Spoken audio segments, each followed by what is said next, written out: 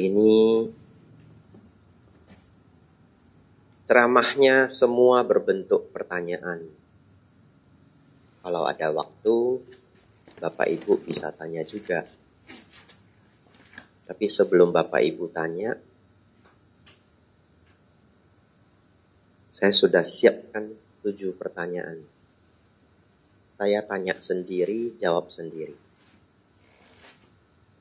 Tapi kita coba dulu yang nomor 1.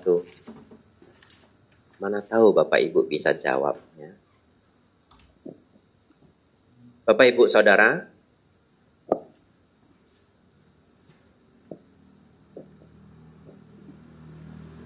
sebelum menjadi biku,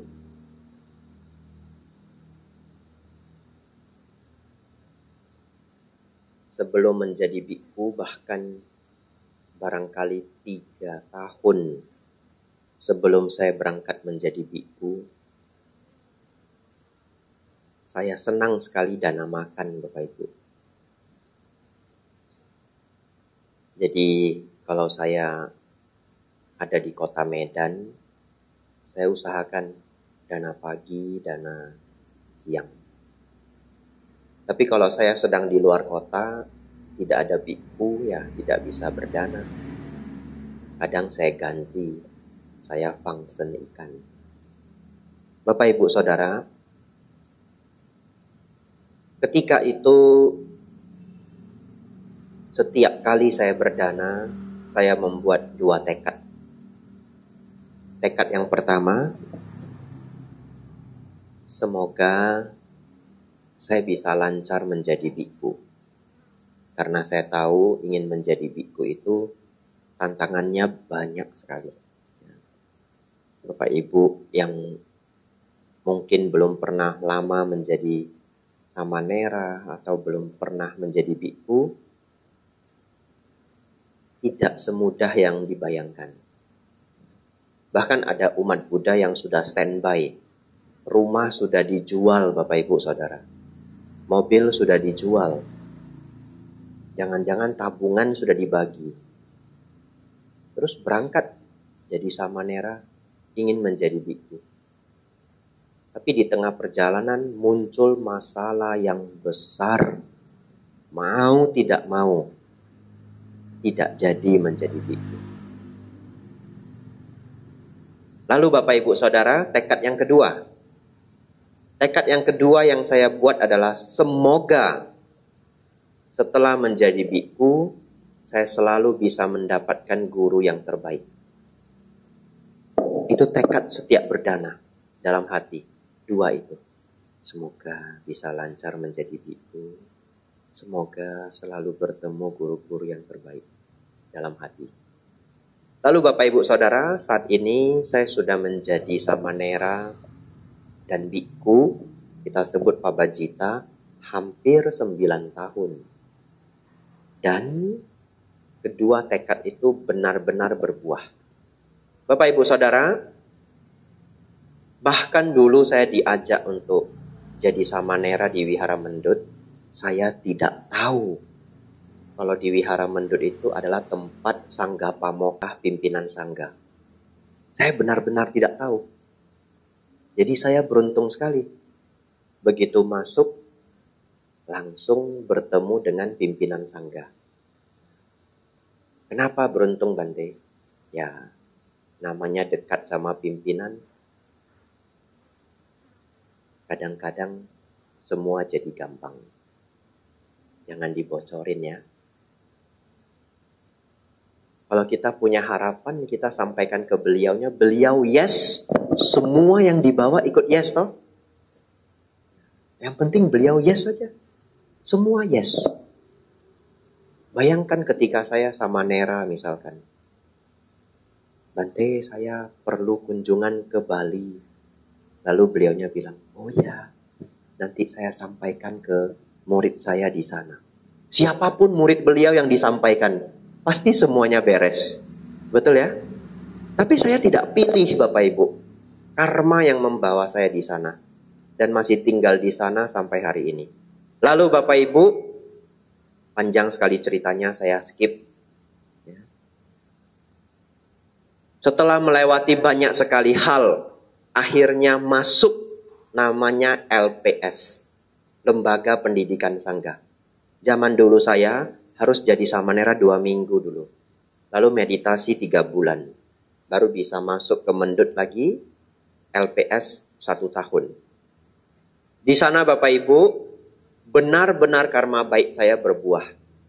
Pada saat itu, salah satu guru, saya tadi mau menyebut kami, tapi saya baru ingat, saya LPS-nya cuma sendiri.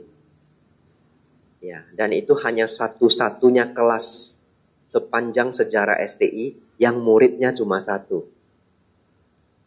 Pernah terjadi muridnya 1, tapi cuma beberapa bulan. Awalnya muridnya 3. Setelah berjalan lebih dari 6 bulan, lepas. Berjalan lagi, lepas. Sisa 1. Tapi sisa 1 ini ya dia hanya paling 3 bulan, kemudian LPS selesai. Jadi di saat itu saya satu-satunya yang muridnya 1. Mungkin ya, ini menjadi sejarah murid yang paling berat di ongkos Bapak Ibu. Nah muridnya 1, gurunya 10. Dan gurunya semua diterbangkan ke Mendut kalau ada pelajaran. Winaya Bante Titayanyo, Suta Bante Damiko. Lalu saya beruntung sekali. Saat itu bahasa Pali, pertama kali beliaunya ngajar LPS Bante Santacito. Di tahun itu saya mendapatkan guru Bante Santacito. Filosofi Buddhis, guru-gurunya semua luar biasa. Salah satunya Bapak Ibu Saudara, ada seorang guru, yaitu Bante Joti Dhammo Mahatera. Saya senang sekali pelajaran beliau. Senang sekali. Nah ini mau dilaporin ke beliau boleh ya.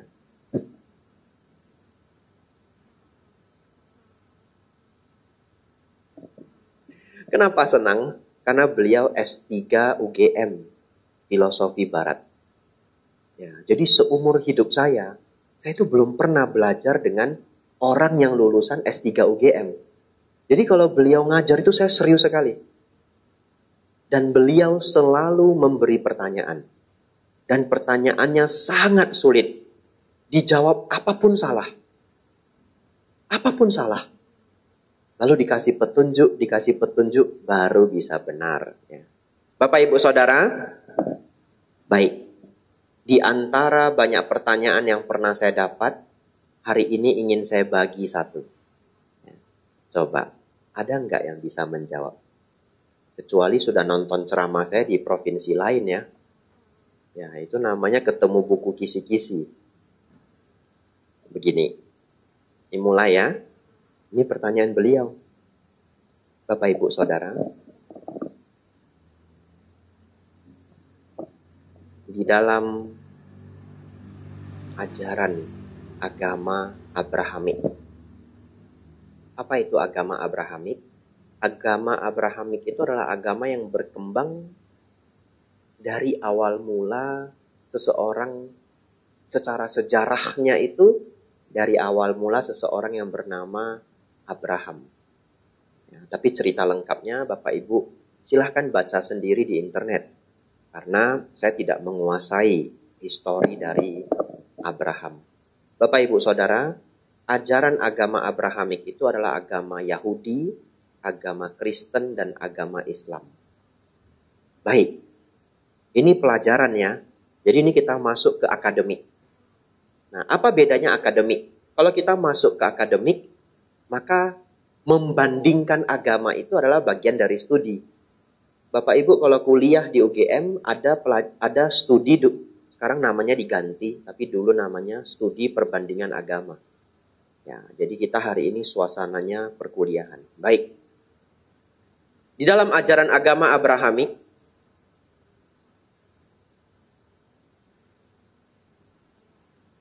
ajaran ini berpusat dengan cara berpikir paling mendasar adalah Tuhan. Artinya apa? Artinya semua kembali kepada Tuhan. Ini adalah core teaching, sumber ajaran utama. Saya beri contoh. dalam ajaran Abrahamik, kenapa seseorang tidak boleh mencuri? Walaupun ada alasannya, karena tidak baik, karena merugikan, tapi alasan yang paling mendasar adalah karena itu dilarang oleh Tuhan. Saya beri contoh kedua. Misalkan ada makanan yang tidak boleh dimakan. Ya. Banyak sekali makanan tidak boleh dimakan. Atau minuman yang tidak boleh diminum. Ketika makanan ini dikatakan tidak boleh dimakan, biarpun ada landasan-landasan ilmiahnya, tapi dasar berpikir paling dasarnya itu bukan landasan ilmiah itu. Contoh, misalkan ada satu jenis makanan tidak boleh dimakan. Kenapa tidak boleh dimakan? Baik, secara penelitian ternyata makanan ini katakanlah sejenis daging. Daging ini ada cacingnya. Daging ini tidak menyehatkan, ada parasitnya, sehingga tidak boleh dimakan. Tapi apakah benar itu alasan yang paling mendasar? Bukan. Karena saat ini peternakan sudah sangat maju. Hewan ternak itu diberi obat-obatan yang sangat maju, tidak ada cacing, tidak ada parasit lagi, tidak ada penyakit lagi. Apakah boleh dimakan? Tetap tidak boleh. Oleh karena itu, akhirnya yang paling mendasar adalah tidak boleh dimakan karena dilarang oleh Tuhan. Lanjut, bagaimana dengan yang baik? Yang baik itu misalkan membantu orang atau anak yatim piatu. Membantu anak yatim piatu. Semuanya akan kembali karena itu adalah tindakan yang dipuji oleh Tuhan. Semuanya kembali kepada Tuhan. Ini core teaching dalam ajaran Abrahamik. Baik, siap-siap ya. Lihat jam dulu saya. Siap-siap ya. Yang sudah tahu kisi-kisi, sudah nonton dari video lain, tidak beritahu temannya dulu. Biar temannya putar otak. Biar Anda tahu rasanya dulu saya belajar dengan beliau. Siap-siap ya. Bapak, Ibu, Saudara, apa yang menjadi core teaching dalam Buddhisme? Sehingga apapun pertanyaannya, dijawab dengan ini benar langsung. Kalau dulu beliau bertanya seperti ini, terus beliaunya nunggu. Beliau bisa nunggu sampai 15 menit. Dan kita boleh jawab berapa kali pun. Kalau salah nanti beliaunya, jawab lagi salah. Ditunggu. Kita berpikir Bapak Ibu. Kadang-kadang dikasih petunjuk, ditambahin petunjuk. Sama aja, dijawab tetap salah. 3 kali petunjuk pun salah juga. Ya, baik. Apa Bapak Ibu the core teaching of Buddhism? Hampir.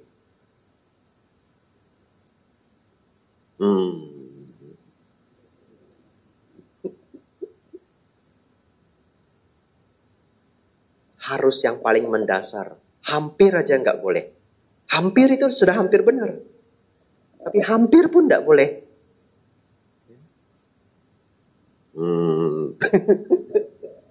Ya, bukan ya.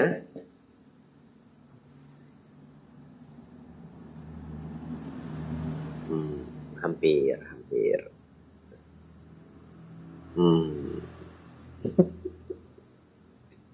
Apa? Karma. Ya, saya nunggu ini jawaban karma. Bukan juga. Karena saya tahu akan ada yang jawab karma ya. Gimana? Itu jawabannya. Ya. Ya, ini kalau jadi murid Bante Joti ini langsung jadi murid kesayangan ini. Segera mendaftar ya. Ya, Pak Baja bulan 7. Ya, masih kuotanya sudah penuh. Tapi kalau berpikir tidak pulang lagi, kita geser-geser kuotanya. Baik, Bapak Ibu Saudara, seperti itulah kelas Bante Joti. Sangat seru. Ditungguin. 15 menit juga ditungguin. Ya. Nah, tapi hari ini saya melawan 200 orang otak gitu. Ini 200 otak ini. Kalau dulu saya satu otak. Betul ya? Mikir. Kalau bisa benar, beliaunya senang sekali. Susah sekali untuk benar. Bapak Ibu Saudara, ada peserta hari ini pendengar. Ya, murid Dhamma itu sering disebut pendengar, sawaka. Ya, sebabnya tadi saya bilang pendengar gitu, agar Bapak Ibu tidak terkejut. Di Thailand, umat Buddha disebut sawuk dari kata sawaka. Ya, artinya pendengar. Nah, Bapak Ibu, jawabannya adalah adosa, aloba, amoha. Tadi ada yang jawab nibbana. Hampir. Karena adosa, aloba, amoha itu adalah nibbana. Betul ya? Ada yang jawab bebas dari kotoran batin. Hampir. Karena adosa, aloba, amoha itu bebas dari kotoran batin. Tapi kalau belajar dengan beliau harus yang gak bisa lagi dipecah. Ngerti ya? Udah yang paling ground. Udah yang paling bawah. Dicari lagi yang lebih bawah, nggak ada. Maklum, S3 filsafat. Ya. Adosa, aloba, amoha. Kita tes ya. Kita tes. Baik. Bante, kenapa ya Bante? Dalam ajaran Sang Buddha kita tidak boleh mencuri. Kalau Bapak Ibu kasih jawaban, mencuri itu ada karma buruknya. Kalau kamu ambil barang orang hari ini, nanti di kehidupan yang akan datang, barang kamu bisa diambil juga. Kamu bisa susah cari nafkah, rezeki bisa kurang. Lalu kalau orangnya menjawab begini, Anda mau bagaimana? Gak apa-apa, nanti baru dipikir. Nah, susahnya hari ini. Saya ambil dulu, besok saya berdana ke wihara. Nah, mateng kita. Kan katanya air garam, asin ditambah air tawar. Barangnya tak jual dulu. Besok saya berdana ke wihara. Nyicil. 1000. Tidak. Dalam dharma karena begitu Anda mencuri, Anda mengotori batin Anda. Dalam batin muncul keserakahan. Dalam batin, kalau keserakahan muncul akan memicu kemarahan. Dosa, loba, moha akan muncul. Dan awal mencuri 1 kali itu akan jadi 2 kali. Akan jadi 3 kali. Kenapa? Keserakahan. Akan jadi 4 kali. Akan jadi 5 kali. Kamu akan hancur. Kenapa? Nanti kamu tidak bisa berfungsi normal lagi. Berpikir di dalam pikiranmu hanya ingin mencuri. Itu adalah awal dari kehancuran. Bisa enggak? Kalau ada orang yang mengatakan, saya mau coba narkoba 1 kali saja. Enggak bisa. 1 kali saja Anda hancur. 1 kali saja Anda akan hancur. Kenapa? Karena adiktif. Akan berulang. Membuat ketagihan. Mencuri itu mengotori batin. Itu jawaban Buddhism yang paling mendasar. Kalau dibahas panjang keburukan-keburukannya. Coba kita pakai pertanyaan yang lucu-lucu. Ya, kita pakai pertanyaan yang lucu-lucu. Saya pernah dapat pertanyaan dari orang barat. Dia tanya, kenapa biku kepalanya harus pelontos, gundul? Ya, orang barat apa aja berani ditanyakan. Betul ya? Apa jawabannya Bapak Ibu? Kalau Anda punya rumus ini, adosa, aloba, amoha, pertanyaan apa aja bisa dijawab. Ini pasti berhubungan dengan adosa, aloba, amoha. Oh, rambut kami itu dicukur sebulan sekali supaya apa? Supaya tidak melekat dengan badan jasmani. Supaya tidak muncul keserakahan, muncul ego. Oh, saya tampan, oh saya masih muda, oh saya masih keren. Itu hilang semua. Kita sedang berlatih mengurangi dosa loba moha. Kenapa meditasi Bapak Ibu? Mengurangi dosa loba moha. Kenapa merawat 5 sila? Mengurangi dosa loba moha. Jadi the core teaching of Buddhism adalah adosa, aloba amo. Kalau Bapak Ibu, saudara-saudari sudah tahu ini, semua pertanyaan Dhamma bisa dijawab. Ya, nanti setelah ini silahkan daftar jadi para Romo dan Ramani. Ya. Tapi prosesnya tidak gampang. Ya. Setahu saya bergabung di Magabudi ada tahapan-tahapannya. Bapak Ibu Saudara, kita lanjut. Sudah jam 8 Bapak Ibu. Lanjut ya. Pertanyaan kedua. Menarik ini pertanyaannya. Jika biku hanya diam, bagaimana Dhamma menyebar? Ngerti maksudnya? Ada yang ngerti, ada yang enggak ya? Baik. Bapak Ibu tahu, di dalam winaya seorang biku, kalau seseorang tidak bertanya Dhamma, biku itu tidak memberikan Dhamma. Jadi biku itu tidak punya kebiasaan tiba-tiba memberikan Dhamma. Tidak ada. Saya tidak pernah di airport itu, tiba-tiba ketemu bapak-bapak mungkin lagi galau gitu ya. Saya lihat dia sedih, nggak ada teman. Gitu. Terus saya duduk di sebelahnya, Pak, inilah penderitaan. Bapak sudah lihat kan penderitaan? Itu duka, Pak. Duka. Akan saya bantu Anda keluar dari duka. Sial-sial saya ditinju, Bapak Ibu. Ya. Agama Buddha tidak seperti itu. Tapi saya pernah duduk di airport. Sudah bentuknya seperti ini. Ada loh orang yang tanya saya. Pak, mau tanya, Pak. Bapak kenal tidak dengan Tuhan saya? Saya dalam hati berpikir ya, saya sudah kostumnya begini, dia masih berjuang Bapak Ibu. Bapak kenal tidak dengan Tuhan saya? Terus saya jawab, oh tidak kenal Pak. Bapak tidak bisa ke surga. Ya Pak, tidak apa-apa. Saya mau ke Jakarta. Saya jawab begitu.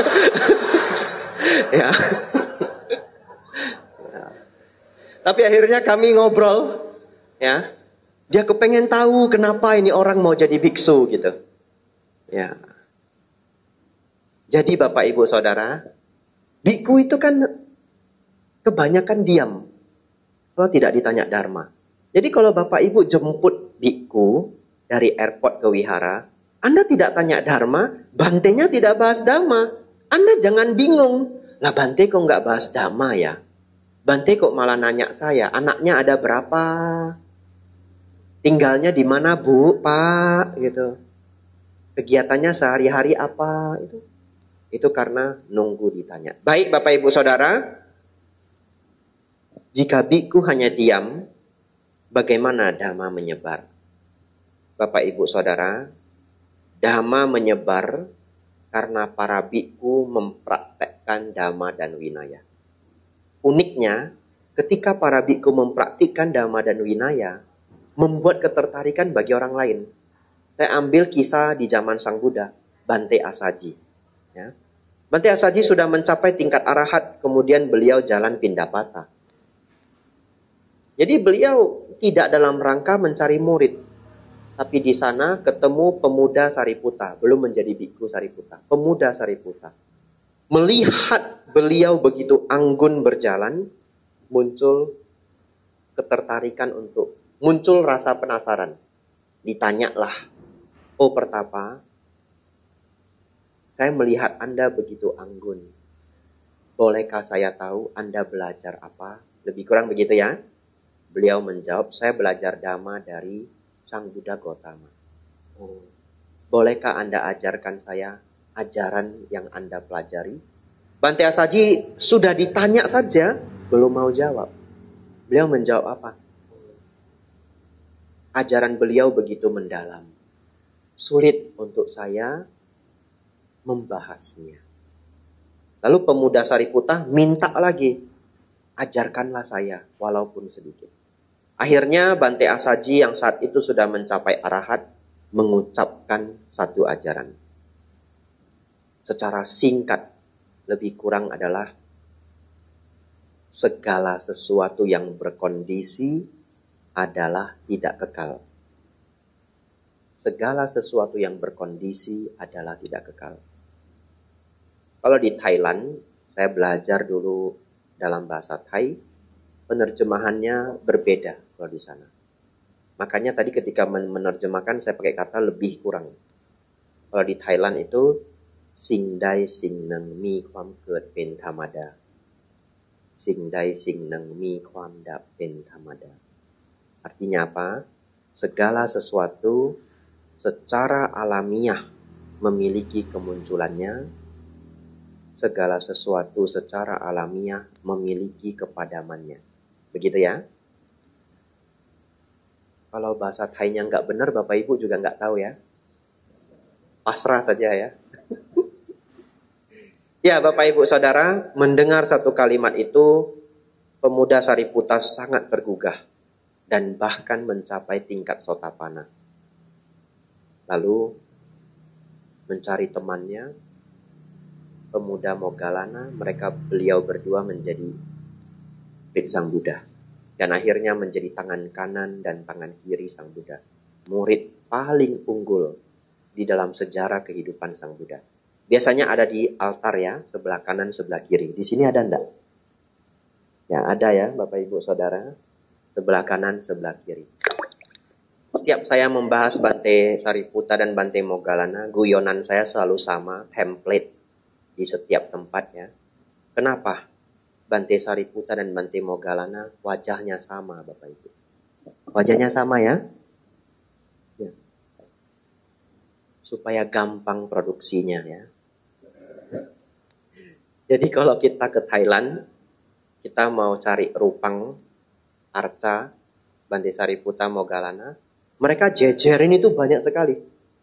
Kadang-kadang bisa 60 piece. Gak tahu yang mana Bante Sariputta, Bante Moggallana. Nah, wajahnya sama semua. Nah, kadang ada yang nanya, kalau yang dari Indonesia, Bante Sariputta yang mana ya Bante? Lalu saya tanya, yang jual, Krai ti pen Phra Sariputta. Siapa yang Bante Sariputta? Menkan mut katanya, sama semua. Pokoknya taruh di kanan Bante Sariputta, taruh di kiri Bante Moggallana. Ya, itu maklum ya untuk menghemat ongkos produksi. Ya. Bapak Ibu Saudara, kita lanjut. Nomor 3. Ini singkat saja, pengetahuan saja. Karena saya tidak mau banyak membahas bagian ini hari ini. Mengapa agama Buddha banyak aliran? Ini singkat saja Bapak Ibu. Agama Buddha itu banyak aliran karena setelah Sang Buddha Mahaparinibbana, para bhikkhu mengembara Bapak Ibu. Ketika para bhikkhu mengembara, masuk ke kerajaan-kerajaan yang berbeda. Dulu masih zaman kerajaan. Ternyata di setiap daerah itu sudah ada yang pertama, agama dan budaya setempat. Jadi akhirnya ketika agama Buddha masuk di sana, akan terpengaruh oleh agama dan budaya setempat. Oleh karena itu, ketika agama Buddha tiba di Tibet itu sudah ada 2 agama besar, agama Tantra dan agama Bon, BON. Oleh karena itu, Tantrayana, Buddhism Tantrayana itu masih memiliki pengaruh dari 2 agama besar ini. Ketika agama Buddha tiba di Tiongkok, di sana sudah juga ada 2 agama besar, yaitu Taoisme dan Konghucu. Jadi agama Buddha yang besar di China akhirnya terpengaruh Taoisme dan Konghucu. Jadi begitu juga Theravada, tidak lepas dari pengaruh budaya setempat. Bapak Ibu Saudara, jadi yang pertama karena ada pengaruh budaya dan agama setempat. Yang kedua, karena ada pengaruh dari raja setempat. Raja itu punya kuasa untuk mengubah ajaran. Karena namanya dia raja. Kalau dia mau ubah, sama kitabnya pun berubah. Dan tidak akan ada yang berani komplain. Ya. Yang ketiga, karena guru besar. Bapak Ibu bayangkan, dalam 100 tahun, itu bisa muncul 3 generasi. Betul? Yang umur 30, yang umur 60, yang umur 80-an. Ya. Jadi dari range 100 tahun itu, kalau kita katakan akan muncul orang pintar per 25 tahun sekali. Muncul orang pintar. Maka akan muncul 4 orang. Kalau dalam 100 tahun muncul 3 orang pintar. Maka akan muncul 3 orang. Kalau 300 tahun, 9 orang. Ini 2600 tahun. Tentu sudah banyak orang pintar yang muncul. Orang pintar dari setiap aliran itu akan menulis catatan baru. Kita sebut kitab komentar. Kitab komentar inilah yang membuat antara satu aliran dengan aliran yang lain semakin berbeda dari abad demi abad. Betul ya? Dari abad demi abad. Contoh, di Tibetan Buddhism ada pengaruh guru besar yang namanya Biksu Atisa. Di Mahayana, Bapak Ibu Saudara, ada pengaruh dari guru besar namanya Biksu Nagarjuna. Di Theravada juga ada pengaruh besar, yaitu Bhikkhu Buddhaghosa. Ya, salah satu kitab paling terkenal adalah Visuddhimagga. Visuddhimagga itu bukan bagian dari Tripitaka, tapi kitab yang ditulis oleh Bhikkhu Buddhaghosa 1000 tahun yang lalu. Nah, inilah yang membuat bagaimana aliran itu menjadi lebih berbeda, lebih berbeda, lebih berbeda. 100 tahun, 3 orang pintar. 1000 tahun, bisa 30 orang pintar. Jangankan 30 orang pintar, Bapak Ibu Saudara. 2 orang pintar saja sudah bisa membuat ajaran itu menjadi sangat berbeda. Kadang-kadang. Jadi Bapak Ibu Saudara, ini pengetahuan umum saja. Supaya cakrawala kita bertambah, meningkatkan toleransi juga ya. Jadi bahwa ternyata aliran-aliran itu bisa muncul karena budaya dan agama setempat sebelum agama Buddha tiba. Karena pengaruh dari raja setempat. Yang ketiga, pengaruh dari guru-guru besar setiap aliran. Yang mana muncul di banyak kesempatan di dalam satu abad. Lanjut, pertanyaan keempat. Nah ini menarik ini ya. Karena menarik, saya minum dulu. Ya.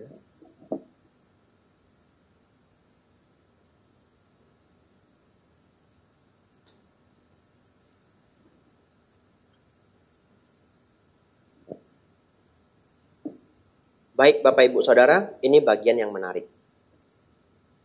Dulu, Bante Dewadatta itu pernah meminta ke Sang Buddha agar para bhikkhu semuanya vegetarian. Tapi dalam Bante Dewadatta itu meminta itu dalam rangka ingin menjebak Sang Buddha. Karena beliau tahu Sang Buddha pasti tidak akan mengiyakan hal itu. Lalu begitu Sang Buddha tidak mengiyakan, langsung Bhikkhu Dewadatta cerita ke banyak orang, Sang Buddha itu tidak strict. Sudah saya minta untuk vegetarian, beliaunya tidak mau. Tetapi Bapak Ibu Saudara, kenapa Sang Buddha tidak meminta para bhikkhu untuk vegetarian? Ada beberapa alasan. Alasan yang pertama yang saya bahas hari ini. Karena alasan yang kedua itu bisa memakan waktu setengah jam. Ya. Alasan yang pertama saja. Alasan yang pertama adalah agar para bhikkhu bisa mengembara. Alasan kedua apa Bante? Alasan yang kedua, selama daging itu dimakan memenuhi 3 syarat, itu bukan karma buruk. Ya. Tidak melihat makhluk itu dibunuh untuk kita, tidak mendengar makhluk itu dibunuh untuk kita, tidak curiga makhluk itu dibunuh untuk kita. Kita hanya selalu makan benda mati, makhluk yang sudah mati. Tapi itu harus dijelaskan setengah jam. Jadi kalau Bapak Ibu ada yang belum setuju, nggak ngerti Bantenya menjelaskan apa, kan bisa begini, kan bisa begitu. Kan kalau kita nggak pesan, orangnya nggak bunuh dan yang lainnya, itu lain kesempatan. Ya, setengah jam kita kembali ke yang pertama. Karena para biku hidup dari Pindapata, membawa bol, kemudian berjalan. Kalau di India zaman dulu, para warga itu sudah tahu, kalau ada biku lewat, mereka akan dana makanan. Dan mereka akan berdana apa? Mereka akan berdana apa yang mereka masak. Mereka akan berdana apa yang memang sudah ada di rumah. Jadi orang India zaman dulu itu tidak berdana seperti orang hari ini. Kalau orang hari ini, dananya itu banyak. Bapak Ibu kalau dana nasi goreng pasti satu piring, betul ya? Kalau zaman India dulu mereka hanya berdana 1 sendok. Karena kebetulan di rumah masaknya nasi goreng. Ada biku lewat, mereka bawa. Ambil, cuma kasih 1 sendok. Bantainya jalan lagi. Dengan begitu, umat perumah tangga pun tidak berat untuk mendukung para pertapa. Tapi kalau zaman sekarang bagaimana? Bapak Ibu semangat sekali. Ada Bante datang. Bapak Ibu masak ya. Saya pernah Bapak Ibu di kota Batam. Karena ini bukan hal yang jelek ya. Saya kasih tahu nama kotanya. Di kota Batam itu tidak tahu kenapa. Mungkin di wihara itu jarang kedatangan ibu. Atau umat di sana memang semangatnya luar biasa. Ketika saya datang Bapak Ibu, saya cuma sendiri. Lalu umatnya dana bakut teh Batam. 1 panci. 1 panci itu. Terus ada yang masak bakso ikan. Nah di Batam terkenal yang ada ikan-ikannya terkenal. Bakso ikan Bapak Ibu. 1 mangkok. Bukan mangkok kecil tuh. Mangkoknya segini. Yang lebih anehnya, setelah berdana, orangnya pulang semua. Gak ada yang makan. Wah, saya berpikir ini berbeda sekali dengan zaman India dulu ya. Bagaimana saya makan bakut teh 1 panci ini. Bakso ikan 1 panci. Tapi tidak apa-apa ya. Setelah saya selesai makan, ada yang makan juga ya.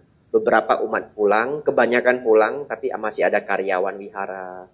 Masih ada keluarga yang menjaga wihara tersebut dan orang-orang lainnya. Biasa makanan di wihara itu tidak tersiakan. Ya, kalau di kota Medan itu makanan banyak sekali, mereka bungkus. Dan mereka bungkusnya cantik. Jadi seperti nasi sayur begitu. Dibagi ke orang-orang.